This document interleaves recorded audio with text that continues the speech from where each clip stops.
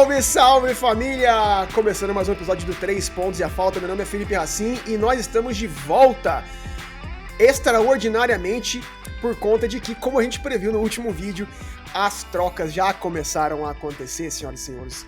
Semana de draft mal começou e as equipes já estão apertando os botões de reset, já estão em pânico e a primeira peça do dominó caiu.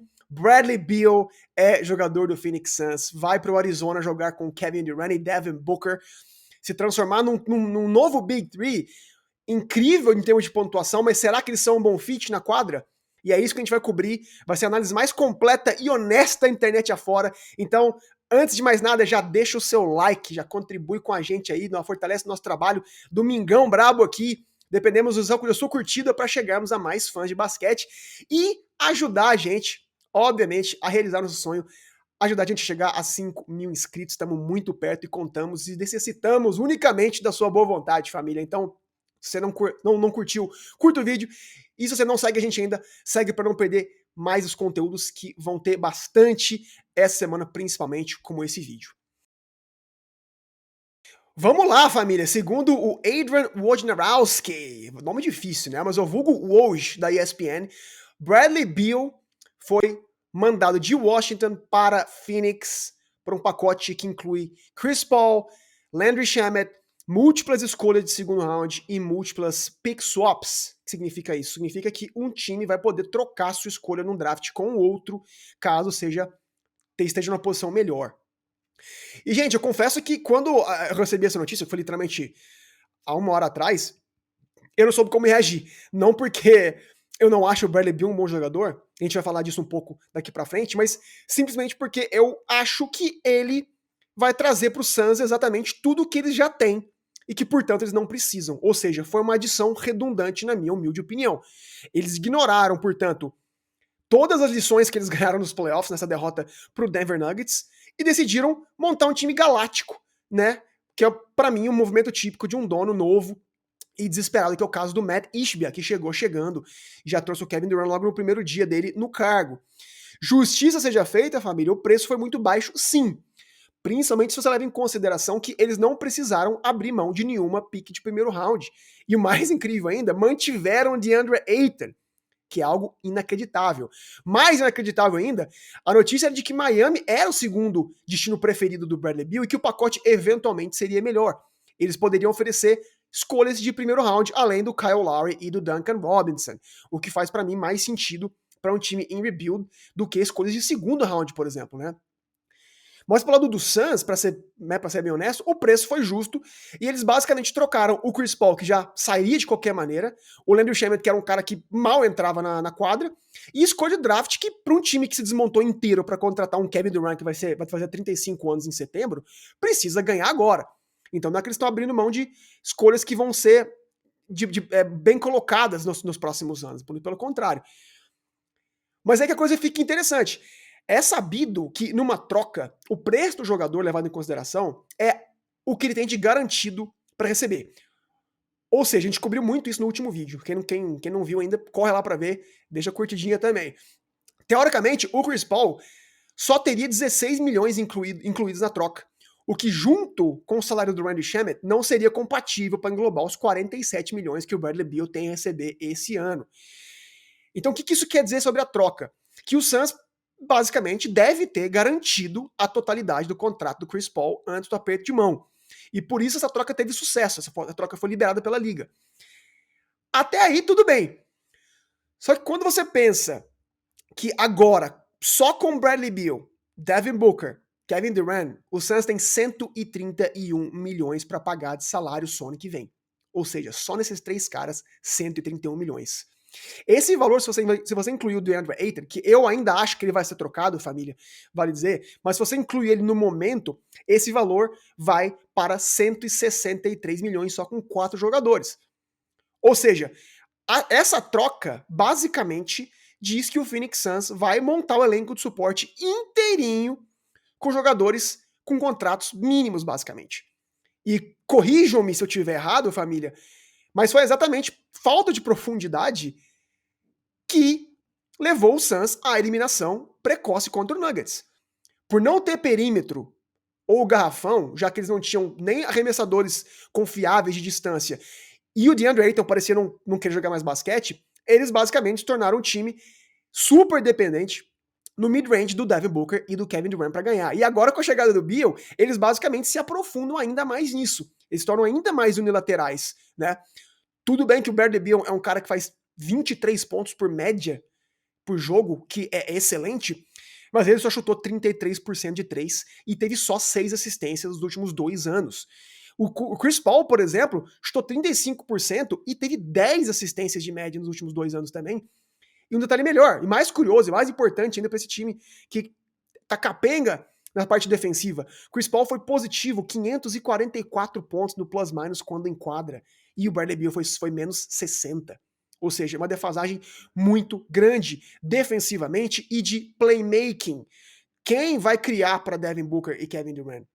Quem vai orquestrar esse ataque? Não é a boa, não é o arroz com feijão do Devin Booker, perdão, do Bradley Beal, que acostumou a ser o ponto focal do ataque de Washington. Será que ele vai coexistir bem com esses caras, né? E tem o fato, obviamente, que ele é um cara que tem trazido muitas lesões ao longo desses últimos 2 anos. Ele jogou 90 jogos só nos últimos 2 anos contra 124 do Chris Paul. E o Chris Paul, vai lembrar que tem quase 10 anos a mais que ele. O Chris Paul tem 38 e o Bradley Beal tem 30. Ou seja, quando um time dá all-in para montar um Big Three, é porque eles entendem que essas estrelas, esses 3 caras, se complementam tão bem que, com elenco mediano, com jogadores medianos ao redor, eles vão criar um ecossistema confiável e vencedor, né? Um vai compensar a fraqueza do outro, digamos assim, né? Mas esse Big Three, gente, praticamente tem as mesmas habilidades, na minha opinião. Então fica difícil entender por que o Suns resolveu abrir essa movimentação, ainda mais com um cara com um contrato tão colossal contra o Bradley Beal e que não pode ser trocado caso ele não queira, né? Vale lembrar isso. Ele leva o contrato, ele leva o no trade clause para Phoenix, ou seja, se não der certo e Phoenix quiser trocá-lo, não vão conseguir sem o Bradley Beal dar o aval dele, ou seja, estão engessados e dependentes desse cara pelos próximos anos. E agora, falando em termos de fit, né, eu já dei meus pitacos aqui ao longo do vídeo, mas uma das maiores questões para mim é, com a chegada, assim, com a saída do Chris Paul, que era basicamente o orquestrador do time, é um amador clássico, né, quem vai assumir o papel de número 1 desse time? Quem vai ser o point guard, né? Será que o Bradley Beal vai ser o cara a comandar a ofensiva desse time? Ou vai ser o Devin Booker, ou o Frank Vogel vai tirar o Devin Booker da posição que ele foi tão bem ano passado, principalmente nos playoffs, com médias absurdas de pontuação, e vai dar outra função pro cara. Será que ele vai ter essa audácia? Será que vai ser algo interessante pro seu time ou muito arriscado? Né? Mas, de qualquer maneira, seja o que ele escolher, vai ser uma backcourt muito baixa, né? Numa liga que tá crescendo cada vez mais em estatura. Vide o último campeão da Denver Nuggets, que literalmente ganhou na força e na fisicalidade do Miami Heat. Além disso, vai também ser uma backcourt pouco defensiva. Devin Booker, sim, tem se transformado num ótimo defensor. Eu achei que ele foi excelente nos playoffs, apesar das algumas pessoas não concordarem comigo, eu achei que ele fez o papel dele muito bem. Mas o Beal tá longe de ser um cão de guarda de perímetro que esse time precisava para compensar esse ataque tão pesado do Phoenix Suns. Pode funcionar? Pode funcionar. São talentosíssimos esses 4. Talvez seja, em termos de talento bruto, um dos maiores Big Fours que a liga já viu. Né? Mas dizer que esse Big Four vai conseguir se complementar é complicado. Vão ganhar, sim, na minha opinião, jogos de temporada regular, pelo talento ofensivo absurdo que esses caras detêm, mas será que eles estão dispostos a fazer o trabalho sujo? Será que Bradley Beal, Devin Booker e Kevin Durant vão ter a vontade de compensar a falta de defesa do outro time, do seu time, do elenco, como o Bam Adebayo e o Jimmy Butler fizeram pela Miami Heat? Essa é uma questão pra gente ficar de olho, porque se esses playoffs ensinaram uma coisa pra gente, senhoras e senhores, é que uma equipe que depende exclusivamente de 2, 3 estrelas, eles não são suficientes para ganhar de um time, de um elenco profundo e que se complementa. Denver Nuggets, como eu mencionei, tá aí pra provar isso pra gente. Um time que não foi atrás de trocas absurdas e mirabolantes, pelo contrário, botou fé nos caras que eles draftaram, montou um elenco que complementasse essas duas estrelas, que já se complementavam entre si e foram campeões. E não é algo que eu vejo o Phoenix Suns tendo com esses 4 e muito menos conseguindo com tão pouco cap space disponível. Então vamos ficar de olho para ver como é que Matt Ishbia, como é que o Frank Vogel, que é um treinador defensivo, vai conseguir compensar essas carências. Agora, pro lado de Washington, eu só tenho uma coisa para dizer, honestamente, no fundo do meu coração, é que os caras estão atrasados um ano, família. Não dá para entender os caras apertarem o reset justo no ano em que eles perderam um draft talentosíssimo que tem um cara chamado Victor Wembanyama. Ou seja, se fosse para apertar o reset, se fosse para jogar esse projeto, o processo de Washington para fora, gente, fizesse o ano passado e tancasse esse ano inteiro e eventualmente pegasse o Victor Wembanyama.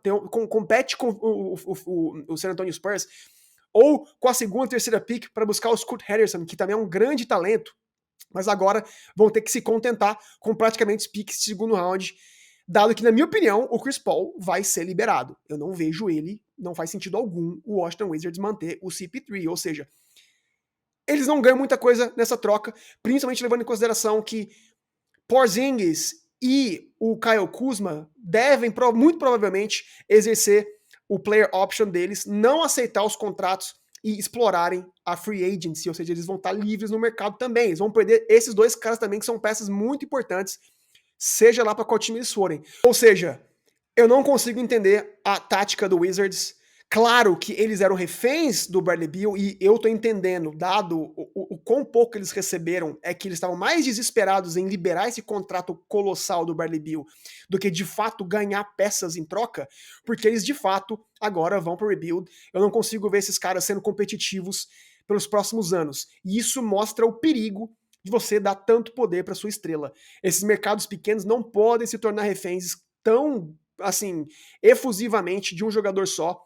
E a gente tá vendo agora esse contrato dele, do Bradley Beal, de poder escolher onde ele vai, claramente ferindo a sua franquia, que poderia, há alguns anos atrás, antes de renovar o contrato dele, ter conseguido muito mais coisas interessantes, um pacote muito mais interessante, e ter que evitar ficar na irrelevância como eu imagino que eles vão ficar.